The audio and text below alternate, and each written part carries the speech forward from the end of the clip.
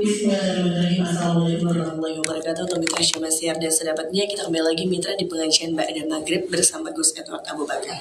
Buat mitra Syamasiar, bagi mitra yang ingin bertanya seputar kajian Islam ataupun tema kita di sore menjelang malam ini, mitra silakan bergabung di nomor WhatsApp di 0813 kali 86003 di chatnya El Gangga, ataupun di nomor telepon lewat WhatsApp boleh ya di 0813 kali 86003. Ya. Dan di studio sudah hadir, sudah ada Gus Edward. Assalamualaikum Gus. Waalaikumsalam warahmatullahi wabarakatuh. Gimana kabarnya Gus? Baik, alhamdulillah. Hari ini temanya apa Gus? Hari ini temanya upgrade diri. Upgrade diri. Gak cuma komputer aja ternyata Gus ya. Kita kudu mesti upgrade. Waduh, Aki jadi muda lagi nih. Ya Gus, silakan Gus. Baik. Assalamualaikum warahmatullahi wabarakatuh. Alhamdulillahirabbil alamin. Allahumma shalli ala sayidina Muhammad wa ala ali sayidina Muhammad. Rabbi shrah li sadri wa yassir li amri wahlul 'uqdatam min lisani yafqahu qawli. Hasbunallahu wa ni'mal wakil, ni'mal maula wa ni'man nasir, la haula wa la quwata illa billahil aliyyil azim. Amma ba'du. Yang saya hormati mitra El Gangga, di mana saja Anda berada, semoga Allah berikan sehat wal afiat, panjang umur, berkah selamat dunia akhirat, segala doanya, harapannya juga cita-citanya semoga Allah ijabah, dan mudah-mudahan zahir batinnya dunia akhiratnya Allah berikan kebahagiaan juga keberkahan dari Allah Subhanahu wa taala. Di studio ada Aki Gendon, ada Ayang Mami dan Bang Tian. Mudah-mudahan mereka beserta keluarga besarnya juga diberikan sehat wal afiat, panjang umur, berkah selamat dunia akhirat, segala doanya, harapannya, juga cita-citanya semoga Allah ijabah, dan mudah-mudahan zahir batinnya dunia akhiratnya bahagia, berkah, dan banyak duitnya. Gak mau dia. Amin dalam hati Gus. Amin. Amin kenceng-kenceng amat ya. Baik mitra, hari ini judulnya upgrade diri. Diriwayatkan dari Anas bin Malik radhiyallahu an, Rasulullah shallallahu alaihi wasallam bersabda, yang mana biasa kita sering dengar hadisnya. Talabul ilmi faridatun ala kulli muslimin wal muslimat. Mencari ilmu itu wajib hukumnya bagi setiap muslim, baik muslim laki-laki maupun muslim perempuan. Hadis riwayat Ibnu Majah. Ilmu pengetahuan dan teknologi saat ini selalu berkembang dengan cepat. Dalam waktu yang singkat, banyak hal yang berubah dan bertambah. Untuk itu, kita perlu juga menyesuaikan diri dengan perkembangan teknologi yang cepat. Dengan demikian, sekarang mengupgrade diri bukan lagi menjadi pilihan, tetapi merupakan sesuatu kebutuhan, bahkan keniscayaan. Sehebat apapun kita, jangan pernah berhenti untuk upgrade ilmu pengetahuan yang bisa kita sebut pada hari ini upgrade diri. Dalam Islam, Rasulullah SAW merupakan simbol kesempurnaan, yaitu kesempurnaan ilmu. Namun Allah Subhanahu wa taala masih memerintahkan beliau untuk menambah ilmunya. Allah Subhanahu wa taala berfirman dalam Quran surat At-Taha ayat 114. Bismillahirrahmanirrahim, wa qul rabbi zidni ilman. Dan katakanlah, ya Tuhanku, tambahkanlah kepadaku ilmu pengetahuan. Allah tidak memerintahkan untuk menambah dalam hal yang lain. Allah tidak memerintahkan Rasulnya untuk menambah sesuatu melainkan ilmu. Hal ini menunjukkan bahwa ilmu adalah sesuatu yang amat berharga dan mulia. Al-Qurtubi berkata, jika ada sesuatu yang lebih mulai daripada ilmu, yang lebih mulia daripada ilmu, niscaya Allah akan memerintahkan nabinya untuk meminta tambahan sebagaimana menambahkan ilmu. Hal yang sama juga diperintahkan Allah kepada Nabi Musa alaihissalam. Diriwayatkan dari sahabat Ubay bin Ka'ab radhiyallahu an, bahwasanya Rasulullah sallallahu alaihi wasallam bersabda, Suatu ketika Nabi Musa alaihissalam berdiri untuk berpidato di hadapan kaum Bani Israel. Setelah itu seorang bertanya kepadanya, "Hai Musa, siapakah orang yang paling banyak ilmunya di muka bumi ini?" Lalu Nabi Musa menjawab, "Akulah orang yang paling banyak ilmunya di muka bumi ini." Maka Allah mencela Nabi Musa alaihissalam karena ia tidak mengembalikan ilmu kepada Allah. Lalu Allah mewahyukan kepada Nabi Musa alaihissalam, "Bismillahirrahmanirrahim. Anna abdan min ibadi bimajma'il bahrain huwa a'lamu minka." Hai Musa, sesungguhnya ada seorang hambaku yang berada di pertemuan dua laut. Ia lebih banyak ilmunya darimu. Hadis riwayat Bukhari. Kemudian Allah memerintahkan Nabi Musa untuk belajar kepada orang yang lebih alim, yang tak lain adalah Nabi Khidir alaihissalam. Setelah perjalanan panjang, Nabi Musa bertemu dengan Khidir dan meminta untuk belajar darinya. Lalu Nabi Musa berkata, yang mana dijelaskan dalam firman Allah Quran surat Al-Kahfi ayat 66. Hal attabi'ka ala an tu'allimani mimma 'allamat rusda. Bolehkah aku mengikuti agar engkau mengajarkan kepadaku ilmu yang benar di antara ilmu-ilmu yang telah diajarkan kepadaku? Imam Nawawi berkata, para ulama mengambil pelajaran dari pertemuan Nabi Musa dengan Nabi Khidir. Di antaranya dianjurkan mengadakan perjalanan untuk menuntut ilmu, memperbanyak ilmu. Dianjurkan pula bagi orang alim, meskipun ia sudah memiliki kedudukan yang mulia, agar ia tetap menuntut ilmu dari orang yang lebih berilmu. Berusaha untuk mendapatkan ilmu. Dalam kisah tersebut terdapat keutamaan menuntut ilmu. Maka mitra, kita sebagai umat Islam, yang mana kita suka dan sering dengar menuntut ilmu. Yang pertama itu menuntut ilmu itu adalah wajib. Yang kedua, menuntut ilmu itu panjang. Dari mulai kita dalam rahim sampai masuk ke liang lahat. Berarti menuntut ilmu itu tidak ada habisnya. Tidak ada batasnya, melainkan terus menerus, continue. Kalau dalam Islam itu harus istiqamah. Agar apa? Agar kita bisa bersaing dengan zaman, agar kita tidak bisa dikecohkan dengan zaman, karena kita memiliki pengetahuan, memiliki ilmu yang kita pelajari, terlebih lagi ilmu agama. Memiliki ilmu pengetahuan umum memang penting, tapi sangat lebih penting kita mengetahui ilmu agama. Karena apa? Ilmu umum itu habis setelah kita mati. Tapi ilmu agama sangat bermanfaat dari mulai kita lahir sampai masuk ke liang lahat. Pentingnya apa? Apabila ada seorang anak tidak mau menuntut ilmu agama, maka nanti ketika orang tuanya meninggal, lalu siapakah yang mendoakan? Atau yang membacakan suratul Fatihah dan lain sebagainya. Yang kedua, apabila ada seorang istri lalu tidak mau menuntut ilmu dan membiarkan anaknya tidak mengetahui ilmu, maka seperti yang tadi diceritakan, anak itu tidak akan mendoakan. Seorang ayah pun sama. Dan apabila seorang anak tidak mau menuntut ilmu juga sama. Siapakah yang mendoakan ayahnya, siapakah yang mendoakan ibunya, dan juga pastinya mendoakan dirinya nanti ketika dia atau mereka atau kita sudah meninggal dunia. Pentingnya menuntut ilmu apakah sebatas membacakan doa kepada mereka? Tidak. Dengan ilmu kita memiliki amal. Dengan amal kita bisa meringankan daripada murka atau azab dari Allah Subhanahu wa taala. Dengan ilmu berarti kita memiliki amal, dan amal yang baik adalah amal ketika kita sholat.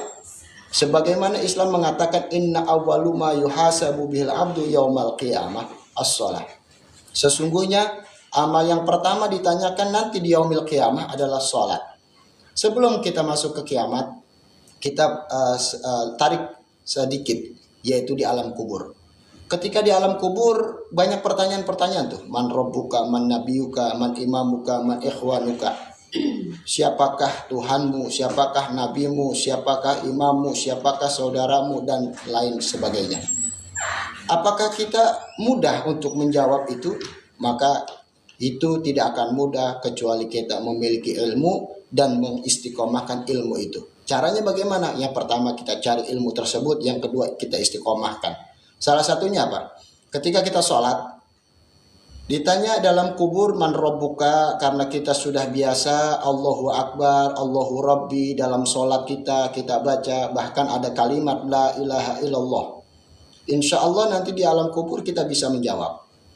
Yaitu ketika ada pertanyaan man rabbuka, kita bisa jawab Allahu Rabbi, kita bisa jawab Allahu Akbar, kita bisa jawab la ilaha illallah, dan seterusnya. Ada pertanyaan man nabiyuka, siapakah nabimu dalam sholat, baca sholawat. Baca sholawat yang dalam sholat itu Allahumma sholli ala Muhammad wa ala ali Muhammad. Maka bisa kita jawab man nabiyuka, Allahumma sholli ala Muhammad wa ala ali Muhammad. Ataupun bahasa yang pendeknya man nabiyuka Muhammadur Rasulullah sallallahu alaihi wasallam. Sampai ditanya man imamuka, siapakah imammu? Imam kita adalah Al-Quran. Ketika kita sudah biasa, sudah terbiasa, sudah bisa melakukan sholat, dalam sholat ada firman-firman Allah, ada bacaan Al-Quran, salah satunya suratul Fatihah. Ketika ditanyakan man imamuka, maka secara otomatis karena keistiqomahan kita bisa menjawab Al-Quran imami. Dan ditanya juga man ikhwanuka, siapakah saudaramu? Dalam sholat kita itu memberikan salam kepada yang kanan dan yang pada kiri. Ini sama saja mendoakan atau mengenalkan bahwa kita memiliki saudara yang di kanan ataupun yang di kiri. Dalam sholat berjamaah ini sangat bermanfaat karena kita berjumpa bahkan berdampingan dengan saudara-saudari kita. Maka daripada itu kita sangat penting untuk memiliki ilmu, baik ilmu pengetahuan yang umum ataupun khususnya dan yang diutamakannya adalah ilmu agama, agar kita selamat dan bisa bersaing dalam hidup di dunia ini maupun di akhirat nanti. Wallahu a'lam bishawab. Demikian. Iya, baik untuk mitra Syamasian, bagi mitra yang ingin bertanya, silakan mitra bisa kita bergabung di nomor WhatsApp di 0813 kali 86003 lewat chat ataupun lewat telepon di WhatsApp ya, boleh. Silakan yang ingin bergabung. Dan sudah ada pertanyaan di WhatsApp. Ya. Assalamualaikum warahmatullahi wabarakatuh. Waalaikumsalam. Mau bertanya Pak Ustadz, apa artinya dari ayat apa nih? Laikro hafidin. Hafidin. Syukran atas jawabannya Pak Ustadz dari Israfil Hasan. Terima kasih. Malaikatnya. Tapi malaikatnya masih aman ini. Iya. Nah, daripada malaikat Israel. Iya. Malaikat danger itu. Ada sholawat danger itu. Bila Israel gitu. Datang memanggil. Ya beli kaset dan khusus. Lagi. Jadi la ikraha fiddin ya. Apa namanya? Maksudnya ini tidak ada petunjuk atau bacaan yang terbaik adalah kecuali agama. Ya, jadi yang baik dalam petunjuk ini, yang baik dalam bacaan ini yaitu agama. Agama itu adalah petunjuk, agama itu adalah aturan. Siapa orang yang memiliki agama berarti dia punya aturan dan bisa diatur. Siapa orang yang tidak memiliki agama berarti tidak punya aturan dan tidak bisa diatur. Jadi dengan agama maka siapapun, khususnya buat kita semua, kita itu berarti fiddin, memiliki agama, memiliki aturan, bahkan kita mengetahui SOP untuk kapasitas kita. Kita sebagai makhluk berarti ada sang khalik. Kita diciptakan berarti ada yang menciptakan. Sering saya katakan ketika sholat itu Allahu Akbar. Ketika ada kalimat Allahu Akbar, Allah Maha Besar, berarti kita menyadari, seharusnya menyadari bahwa Allah besar dan selain Allah kecil. Apalagi diri kita. Kita, ya maaf, khususnya buat saya. Terkadang kita sombong, angkuh, dan merasa bisa, merasa hebat. Tapi ketika sholat, kita diajarkan oleh Allah Subhanahu wa taala untuk merendah, untuk tidak sombong, untuk menjaga lisan kita, menjaga hati kita, bahkan bukan hanya menjaga, memperbaiki lisan kita, memperbaiki hati kita, bahkan memperbaiki pikiran kita. Walaupun terkadang sholat itu sebelum sholat kita lupa kunci motor, ya enggak. Pas lagi sholat kita ingat. Yang lebih bahaya itu ketika Allahu Akbar udah sholat nih. Ya. Oh baru ingat tuh HP di atas kulkas. Waduh, bini gua ngeliat ini. Emang apa? Takutnya ada chat dari si Munah kan gitu. Ini bahaya. Jadi insya Allah ini bahasa guru saya, kalau orang pelupa itu suruh sholat. Kalau orang susah tidur suruh zikir. Kalau orang orang yang nggak ada aksinya, nggak ada idenya, suruh ngaji, suruh taklim. Pasti dia gerak sini banyak pikirannya gitu. Oh, gue begini nih, begini nih. Karena apa? Itu adalah obat. Bukan berarti ketika udah sholat, nanti udah rajin, udah sholat, berarti dia berobat saja, habis itu udah sembuh tinggalkan, ya tidak. Seharusnya ketika sudah berjumpa dengan obat tersebut, dia lebih sehat gitu ya. Lebih sehatnya berarti daya ingatnya lebih mudah. Maka kalau obatnya, pernah kita melihat lah orang umurnya mungkin udah 1 abad lah. Kenapa sih dia panjang umur dan gak lengotan? Kalau panjang umur banyak, tapi lengotannya ini ternyata banyak ini di kampung-kampung. Itu dia pertama, dia tidak delit kalau bahasa orang Betawi. Yang paling terpenting dia masih masih menjaga keimanannya, masih mempertahankan ketauhidannya untuk beribadah kepada Allah, salah satunya sholat. Karena apa? Sholat itu salah satunya obat agar kita ingat. Kalau bahasa bercandaan tadi, HP ditaruh di atas kulkas, kan kulkas. Kalau di kulkas mah insya Allah baterainya sembuh, layarnya buras ya. Jadi kalau bahasa bercanda tadi, wah kita ingat ya, asal wajib HP gue nggak kunci lagi itu. Atau mau kunci bang, kunci Inggris boleh gitu kan, yang gedean, biar susah dibuka. Jadi dengan agama kita memiliki petunjuk. Selain agama kita tidak memiliki petunjuk. Walaupun kita tahu di kantor ada aturan, di kenegaraan ada aturan, di kelurahan ada aturan, dimanapun ada aturan. Tapi aturan yang paling baik, bukan yang paling baik, bahkan yang terbaik ya. Yang terbaik adalah aturan agama. Dengan beragama kita ada remnya. Itu contoh, jangan gini kan gue udah pengen baik nih, ada remnya namanya. Yang kedua, masa gini-gini aja, ini namanya ada remnya, ada introspeksinya, ada elingnya, ada kaca dirinya, karena kita beragama. Itu menurut saya. Ya. Baik, selanjutnya. Ya, dari Ibu Marsi di Bekasi juga Pak Ustadz. Assalamualaikum Pak Ustadz. Waalaikumsalam warahmatullahi wabarakatuh. Bagaimana kedudukan wanita terkait dalam menuntut ilmu agama Islam Pak Ustadz? Kadang ada yang bilang di bang wadon, tidak mati ntar jadi dapur, di sumur, nikah. Baik, sangat penting kedudukan wanita ya. Ya yang penting kalau bahasa Betawinya, kalau kedudukan sama bahasa orang yang lain sebut Betawi jangan salah paham. Kalau ada orang kesurupan, ustadznya orang Betawi dipanggil. Kan kata ustadznya orang Betawi, itu bocah dudukin. Ternyata yang tuan rumahnya orang Jawa. Ya. Alhamdulillah tuh bocah turun kesurupan nggak ada suaranya, karena didudukin. Karena perintahnya waktu bocah dudukin katanya. Nah, jadi kedudukan wanita itu sangat penting. Karena apa? Wanita itu madrasah pertama untuk anaknya. Contoh ada seorang ibu yang dapat dapat pangkat madrasah, sumber atau gudangnya ilmu madrasah tuh. Ketika dia memiliki anaknya nggak diajarin minimal. Ya kan ada begini, saya mah bukan lulusan pesantren, iya, tapi kan minimal kita nggak mau nih anak kita keder gitu lah. Pasti kan kita nyomot sono, nyomot sini, bahasa nyomot kan kita ngaji sono, kita nanya sono kan gitu. Sehingga apa? Kita memiliki anak yang mana anak ini sesuai kita harapkan. Salah satunya adab. Adab itu karena ada ilmu, bukan kan ada orang pernyataan begini. Dahulukan adab, barulah ilmu. Kalau menurut saya salah, terbalik. Orang gak bakalan bisa beradab kalau gak ada ilmu. Kan ilmu itu pengetahuan dia. Contoh, ada bocah Angon, ya, suruh masuk ke rumah orang kaya, insya Allah Dia belum tentu mandi, masuk aja ngadruk aja. Tapi kalau dia punya ilmu, nanya, ini saya mandi nggak? Mandi sana, malu. Nah, itu kan ilmu namanya. Jadi ilmu itu bukan hanya di papan tulis, bukan hanya yang dibaca, tetapi ilmu itu semua yang ada di alam semesta ini ilmu.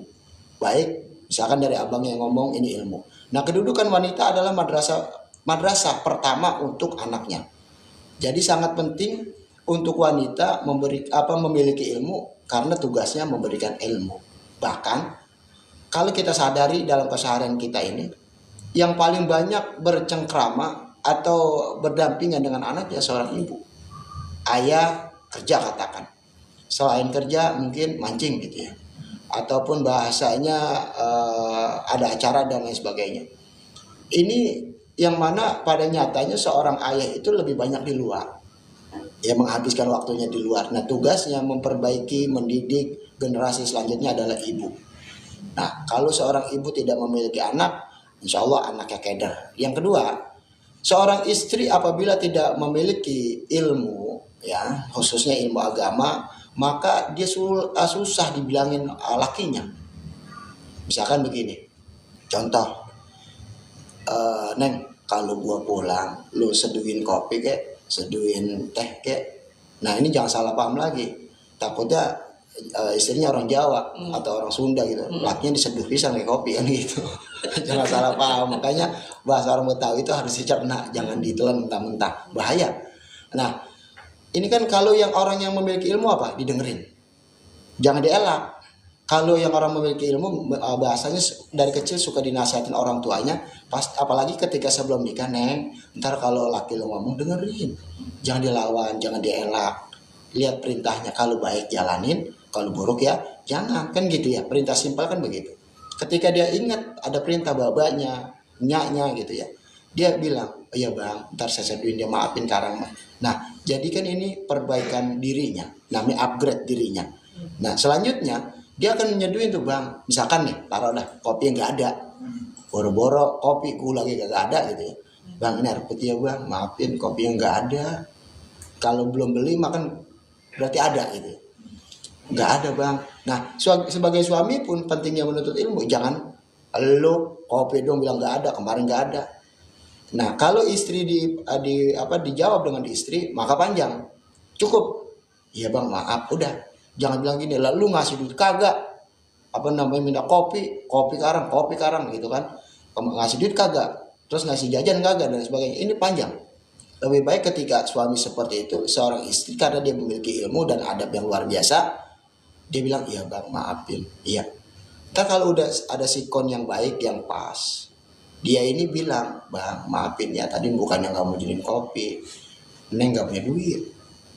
Duit yang kemana habis? Jangan pakai bilang duit yang kemana kan cuma gocap, mana cukup ya, berantem kan. Duitnya habis gitu ya. Pasti kan laki ini, sekali lagi kita kembali ke kemarin, laki itu jangan kaget po ibu kalau kadang-kadang stuck sengor gitu. Laki itu memang gengsinya besar banget gitu ya. Tapi yang kan gini, yang yang ngademin seorang suami adalah istrinya gitu ya. Bilang iya bang maafin yang salah, dah nggak apa-apa kak, marah aja, lebih baik begitu. Tapi jangan diladenin pisan berantem pisan. Maka bilang lakinya juga harus nimbang, iya udah maaf ya, gue juga kemarin cuma ngasih duit gocap ya, gue liatin lu gas baru beli, token habis, iya bang belum makan itu belum, gas sekarang misalkan 20, token 20, tinggal ceban bang, bocah jajan, ya Allah, terus makan apa? Jadi gini, tadi kerak nasi di Mejikom, saya kerokin aja, kasih air, kasih garam, alhamdulillah bang. Itu pasti kalau laki yang punya pikiran, ya Allah, gini amat ya, saya zolimat sama istri. Kalau yang punya pikiran, tapi kalau nggak punya pikiran, makanya lo punya pikiran, bantuin gua apa kek. Nah salah paham tuh istri, insya Allah besok dibantuin tuh, TV dijual, Mejikom dijual, namanya bantuin ya kan. Bini mah kan bahasanya nggak punya bos. Ya apa baik dibawa jualin. Inilah pentingnya kedudukan seorang istri memiliki agama. Dengan agama dia memiliki aturan, ujung-ujungnya dia memiliki adab. Adab itu keluar dari hati. Akhlak itu keluar dari hati. Kalau adab itu cuma casing. Contoh, Aki lagi duduk di depan rumah ya Ki. Ada bocah, ya sering lihat bocah itu gitu ya. Tiba-tiba dia nurun tangannya satu, dia bilang misi om mang gitu ya. Tapi dalam hatinya gini, anjing lu, ini adab bukan akhlak. Tapi kalau akhlak, dia misinya di luar, hatinya juga misi, bahkan ujungnya muncul tuh senyum gitu ya. Maksudnya ya memang gue lakuin karena pengen baik gitu ya. Nah ini akhlak. Jadi adab dan akhlak tuh beda. Kalau yang kita butuhkan minimal dia punya adab, syukur-syukur dia memiliki akhlak. Akhlak itu dia misalkan depan aki saya nih, depan aki hormat, sopan dan sebagainya. Tapi di belakang saya tetap enjoy, tetap misalkan aki no, oh iya mana? Waduh belum kelihatan, tapi saya tetap simpatik, tetap berakhlak dengan aki itu. Dan inilah bedanya adab dan akhlak. Maka siapapun, terkhusus seorang ibu, seorang istri, seorang wanita, memiliki kedudukan ilmu itu sangat penting. Bahkan tinggi derajat seorang wanita karena memiliki ilmu dan akhlak yang baik. Kita satu lagi. Siap. Kita baca satu lagi Pak Ustadz dari Bang Fauzi Pak Ustadz. Assalamualaikum Pak Ustadz. Waalaikumsalam warahmatullahi wabarakatuh. Mau bertanya Pak Ustadz, jika belajar ilmu agama Pak Ustadz tanpa guru Pak Ustadz, gimana hukumnya Pak Ustadz? Baik, jadi begini. Ada beberapa pernyataan ilmu agama yang bukan dijadikan wirid ya, bukan dijadikan wirid, itu boleh-boleh aja. Tapi dijadikan perbaikan adab kita, pengetahuan kita, baca di Google, boleh-boleh aja. Tapi ada tapinya. Pertama yang saya jawab, wirid kenapa harus ada gurunya? Wirid itu begini Ki. Misalkan baca la ilaha illallah, ada hitungannya tuh di TikTok lah gitu ya. 1000 kali. Nggak ada gurunya nih. Biar kebal. Kebal lapar. Nih, butuh nih saya. Iya, di TikTok banyak Pak Ustadz. Iya, jadi pentingnya gini, kita lomo. Iya. Di daerah kita nih, di kampung kita nih ada ustadz nggak? Tanya. Jangan asing sama ustadz. Minimal kita datengin rumahnya. Syukur-syukur yang pengen nanya laki, WA juga bisa. Betul. Takutnya kalau wanita kan salah paham baik suaminya ataupun istrinya si ustadz itu. Nah datengin, ustadz ini saya lihat nih di TikTok ini, saya ambil videonya nih, saya dengerin. Ngapain nih? Ini katanya kalau baca la ilaha illallah Ustaz 1000 kali rezekinya lancar. Kan pasti Ustaz nanya tuh sebelum ngasih ilmunya, nanya, emang apa kok? Saya pengen buat ada peningkatan, gitu kan ya? Dan gitu ya. Terus Ustaz itu masih ngelempengin, Pok. Kalau mau kuat baca la ilaha illallah 1000 apa-apa, saya ijazahin. Nah inilah pentingnya.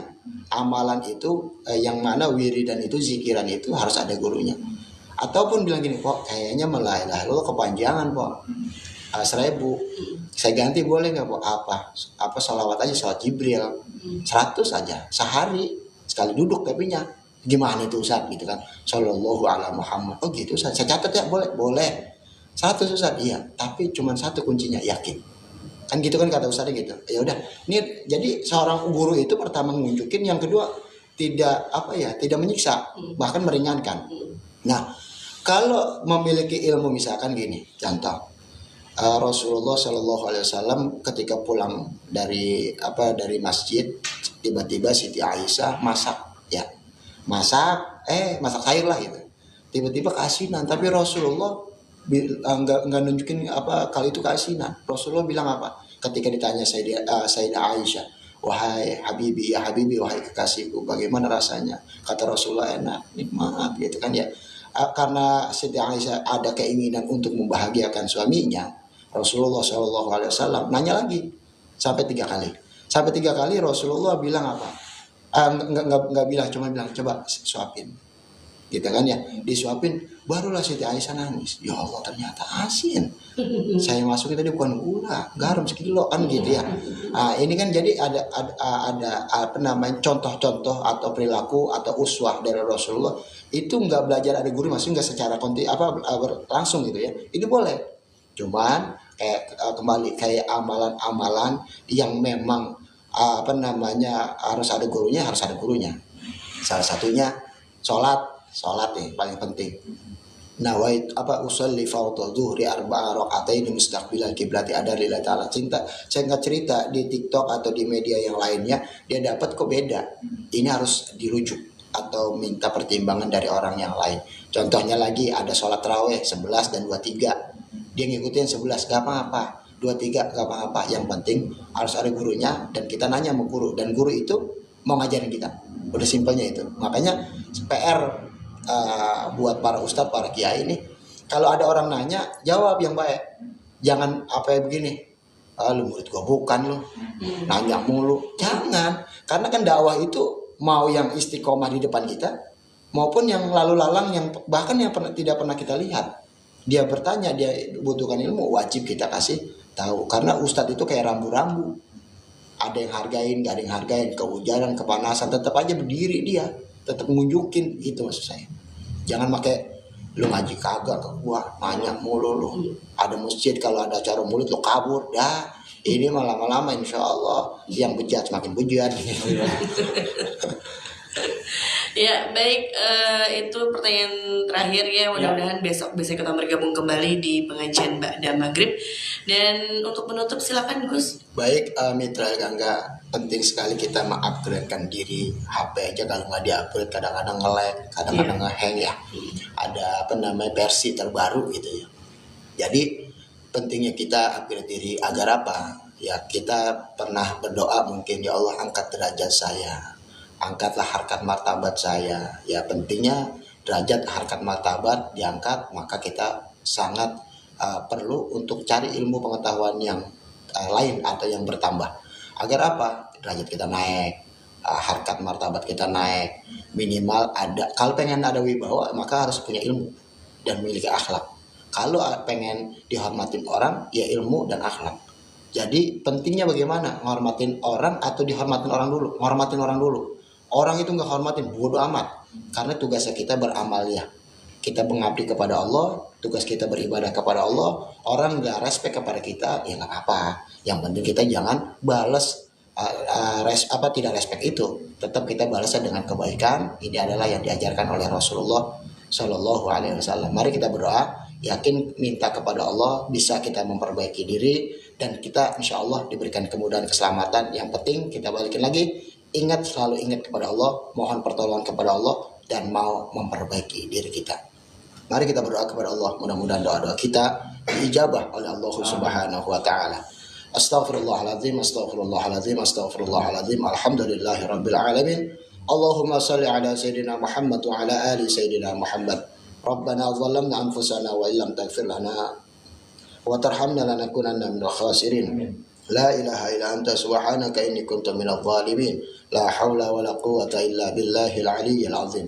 Allahumma arinal haqqa haqqan warzuqna ittiba'ah wa arinal batila batila warzuqna istinabah. Rabbana hab lana min azwajina wa dhurriyyatina qurrata a'yun waj'alna lil muttaqina imama. Rabbi ighfir lana wa liwalidayna warhamhuma kama rabbayana shighara. Rabbana hab lana minas salihin. Rabbana ighfir lana wa li ikhwanina alladhina sabaquna bil iman wa la taj'al fi qulubina ghillan lil ladzina amanu rabbana innaka ra'ufur rahim. Rabbana atina fid dunya hasanah wa fil akhirati hasanah wa qina adzaban nar. Wa sallallahu ala sayyidina Muhammadin wa ala alihi wa sallam. Alhamdulillahi rabbil alamin. Assalamualaikum warahmatullahi wabarakatuh.